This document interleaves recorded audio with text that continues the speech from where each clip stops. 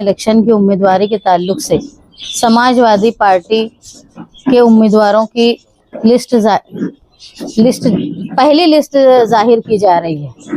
ये काम 2-3 रोज पहले होना था, लेकिन हमारी पार्टी के जिम्मेदार अब्दुल बाकी, उनके फर्जंद इमरान बाकी का इंतकाल हम लोगों के लिए एक अजीम सानिया है, जिससे निकलना बहुत मुश्किल है।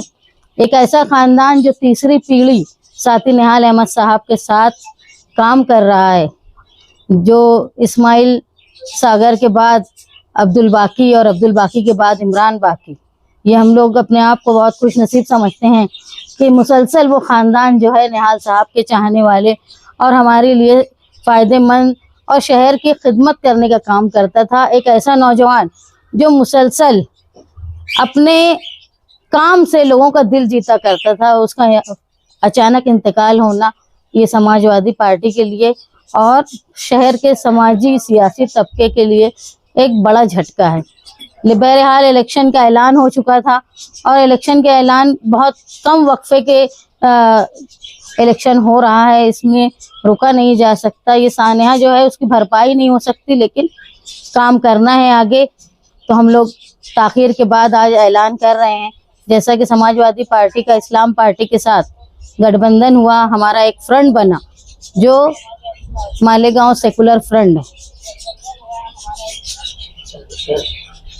मालेगांव सेकुलर फ्रंट बना, ये फ्रंट का बनना वो शहर में ओहदा पाने के लिए या सियासत में सबकत लेने के लिए ये फ्रंट नहीं है।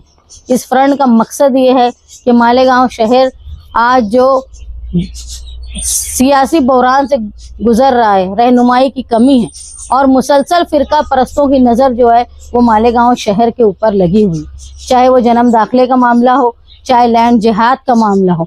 और ये लग रहा है कि कहीं ना कहीं फ़िरका परस्त पार्टियां मालेगांव शहर की कारपोरेशन पे राज करने के लिए खुफिया तौर पे या ऐलानिया तौर पे इत्तेहाद करके एक उन्होंने सोचा है कि ये तारीख बन जाए कि फ़िरका परस्तों का झंडा मालेगांव कारपोरेशन पे लहराया जाए। ऐसी उनकी कोशिश है। उसको रोकने के लिए और मालेगांव शहर के तहफ़्फ़ुज़ के लिए हम लोग बड़ा कदम उठाए। नज़रियाती इख्तिलाफ होने के बावजूद भी इस्लाम पार्टी के साथ हमारा समझौता हुआ और हम ये चाहते हैं कि मालेगांव शहर की आवाम इस बात को याद रखे कि ये इलेक्शन आम इलेक्शन की तरह नहीं है। ये इलेक्शन सिर्फ ओहदा और कारपोरेशन में कॉरपोरेटर्स की तादाद ज़्यादा है या मेयर बने सिर्फ इसलिए नहीं, ये मालेगांव शहर के तहफ़्फ़ुज़ के लिए है। जन्म दाखिले में जो लोग परेशान हैं वो सिर्फ यहीं तक महदूद रहेंगे ऐसा नहीं है। मामला ये है कि अगर 3400 लोगों के जन्म दाखिले कैंसिल हो जाते हैं, उनके ऊपर FIR हो जाती है, तो ऐसे मौके पर SIR का आना और वोटर लिस्ट में अगर हम 2002 की यादी में नाम बताते हैं लेकिन हमारा जन्म दाखिला ही कैंसिल है, तो उसको किस तरह वैलिड माना जाएगा। और दूसरा, बीजेपी ने जो कहा है कि वो ऐसे लोगों को जो SIR में अपनी शहरियत साबित नहीं कर पाएंगे, उनका आधार कार्ड कैंसिल कर देंगे, उनका राशन कार्ड कैंसिल कर देंगे। इसका मतलब है कि एक आदमी की गलती से, एक औरत की गलती से पूरा ख़ानदान जो है वो SIR में फंस सकता है। ये बहुत संगीन मसला है। मालेगांव शहर की एक बड़ी आबादी है जो बिना लेआउट बिन खेती की जगह पे रह रही है। एक उतारे पे कई लोगों के उतारे हैं।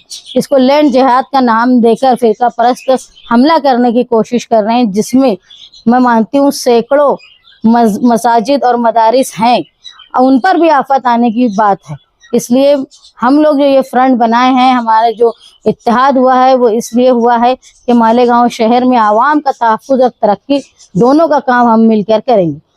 हम ये समझते हैं कि हम तालीमी और कानूनी मालूमात रखते हैं और हमारे साथी जो है वो दबंगई करके कानून को नाफिज करने में हमारी मदद करेंगे। इस बात पर हमने इत्तेहाद किया। आज हम समाजवादी पार्टी के पहली लिस्ट जाहिर कर रहे हैं उम्मीदवारों की। इसमें प्रोफेसर अहमद अयूबी सर वो हैं जो प्रोफेसर रहे, प्रिंसिपल रहे, कि वार्ड नंबर 13 इस्लामपुरे से उम्मीदवारी कर रहे हैं। जायदा अशफाक अहमद ये वार्ड नंबर 14 से उम्मीदवारी कर रही हैं। ये सालों से तालीम देने का काम करती हैं और वो अजीम खिदमतगार है। अब अगर पूछेंगे उस इलाके में, नयापुरे में, तो लोग जानते हैं कि हर घर से उनका ताल्लुक़ है, तालीम याफ्ता हैं। सबिया मुजम्मिल वफाती वार्ड नंबर 14। सबिया मुजम्मिल वफाती खुद मौलमा है, वो माजी में भी कॉरपोरेटर रही हैं, उस समाजवादी पार्टी से वार्ड नंबर 14 में उम्मीदवारी कर रही हैं। यही अब्दुल जब्बार वार्ड नंबर 16। यही अब्दुल जब्बार सालों से समाजी काम में अपनी खिदमत अंजाम देते हैं। शहर के ज़्यादातर लोग उनको जानते हैं उनकी खिदमत की वजह से। अंसारी जाहिदा बानो शकील अहमद मगा मेंबर वार्ड नंबर 16। इनके शौहर भी माजी में मेंबर रहे, काउंसिलर रहे हैं, वार्ड नंबर 18। उसके बाद मुसद्दिका यासीन सरदार। मुसद्दिका यासीन सरदार जो हैं वो आमिन सरदार की भतीजी, वार्ड नंबर 18 से। यानी आप ये समझिए कि शब्बीर सेठ खानवादे से हैं, शब्बीर सेठ की पोती। हम उनको सारे इख्तिलाफात के बाद सियासत में नई पहल होना चाहिए, तमाम लोगों को उन नज़रियात को ज़िंदा रखना चाहिए, इसलिए हमने कोशिश की कि शब्बीर सेठ खानवादे से भी हमारे पास लोग आएँ और वो मालेगांव जिस तरह माजी में उन्होंने एक तामीरात का काम किया है मुस्तकबिल में करने की कोशिश करें, इसीलिए हमने उनके घर की उनकी पोती को उम्मीदवारी दी है। Ansari Rahil Ahmed Mohammed Hanif ward number 19।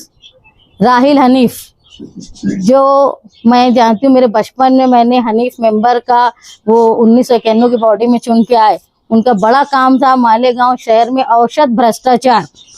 इतना बड़ा भ्रष्टाचार था म्यूनसिपलिटी के वक्त में, जब 300 से ज्यादा लोग कारपोरेशन म्यूनसिपलिटी की नाकिस दवाओं की वजह से मारे गए थे। उसके खिलाफ स्कैंडल इन्होंने निकाला था। जिम्मेदार हैं हमारी समाजवादी पार्टी के युवा के अध्यक्ष हैं। और आखिरी शान हिंद निहाल Ahmad ward number 3।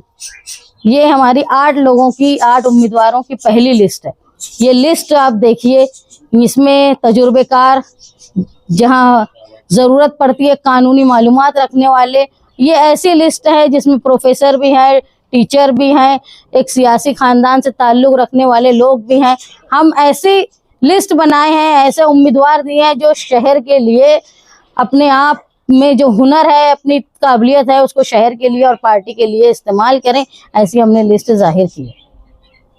Ward number 16 से यहिया अब्दुल जब्बार जी, वहाँ पे तो ऑलरेडी उनका इस्लाम पार्टी के 4 कैंडिडेट जी समाजवादी पार्टी की लिस्ट है और समाजवादी पार्टी के पार्लियामेंट्री बोर्ड ने यहिया अब्दुल जब्बार साहब को उम्मीदवारी दी है। गठबंधन वहाँ पे नहीं रहेगा? नहीं, आप समझ लीजिए दोस्ताना गठबंधन। ये पहली लिस्ट है, दूसरी लिस्ट अब 1-2 रोज में दूसरी लिस्ट भी आई। देखो, गठबंधन जो है होता है ना, वो समझौते के लिए होता है और समझौते में बहुत कुछ समझना पड़ता है। तो आमतौर पे ऐसा होता है कि जब हम जाती फायदा छोड़ के आवाम के लिए इलेक्शन लड़ रहे हैं तो वहाँ कहीं ना कहीं कुर्बानी देने की बात आती है। जब कुर्बानी देने की बात आती है तो अक्सर जो है वो लोगों का नुकसान होता है। जो लोग काम करते हैं वो भी उस टिकट पाने से महरूम रह जाते हैं। मैडम, अगर जल्दी से जल्द सभी उम्मीदवारों के नाम अगर डिक्लेयर होते हैं तो इनको भी वक्त मिलेगा काम करने के लिए, प्रचार करने के लिए। देखो कैसा होता है ना कि कुछ इलाकों में 1 से ज्यादा उम्मीदवार एक ही जगह पे होते हैं, तो वहाँ लोगों को समझा के ऐलान करना ये बेहतर होता है। और पार्लियामेंट्री बोर्ड जो है वो हर तरह का फैसला पार्लियामेंट्री बोर्ड कर रहा है समाजवादी पार्टी का। उन्होंने मुझे ये 8 लोगों की लिस्ट दी है जो मैं आप लोगों को बताई। समाजवादी पार्टी के कितने उम्मीदवार तादाद की बात ऐसी है कि एक मजमूई तौर पे शहर में उमूमी तौर पे चल रहा है कि हमारी इतनी सीटें उतनी सीटें, लेकिन मैं आपको फिर बोलूँगी कि हमारी दोनों पार्टी का ये नज़रिया ये है कि फिरका परस्तों को रोकने के लिए हम ये इत्तेहाद कर रहे हैं। अगर ज़रूरी लगता है कहीं कि हमारे सिंबल से हमारे गठबंधन को फ़ायदा होगा तो वो कुर्बानी इस्लाम पार्टी देने के लिए तैयार है। और हमको जब उम्मीद तौर पे लगेगा कि उनके सिंबल से उम्मीदवार को फ़ायदा है तो ऐसा मैं भी फिक्स आपको नहीं बता सकती कितनी सीटें हैं। मैं बोली कि गठबंधन की सियासत मजबूरी की होती है और मजबूरी जहाँ आती है वहाँ कहीं ना कहीं कुर्बानी देनी पड़ती है। जिस वार्ड में और हमको एज ए निजी ताल्लुक बहुत बर्दाश्त करना पड़ता है लीडर को। लेकिन मैं ये बोल रही, ये इलेक्शन जो है ना, ये ओहदा पाने का या मेंबर बन जाने वाला इलेक्शन नहीं, ये शहर के तहफ्फुज के लिए किया जा रहा है। जब शहर के तहफ्फुज की बात आएगी तो जहाँ मुझे भी कुर्बानी देने की जरूरत होगी, मैं भी जरूर दूंगी। जिस वार्ड में दो उम्मीदवार गठबंधन के रहेंगे, इस्लाम पार्टी और समाजवादी, तो सिंबल अलग अलग रहेगा कि सिंबल? नहीं, सिंबल हमारी जो बात ये हुई थी कि भाई उनके 2 सिंबल, हमारे 2 सिंबल रहेंगे। लेकिन आपसी बात ये हुई थी कि अगर उनका सिंबल होने से पैनल मजबूत होता है तो वो कर देंगे, और अगर हमारा सिंबल से मजबूत होता है तो वो कर देंगे। यहाँ सिंबल और निशान की लड़ाई नहीं है, यहाँ शहर को फिरका परस्तों की नजर से बचाने की लड़ाई है।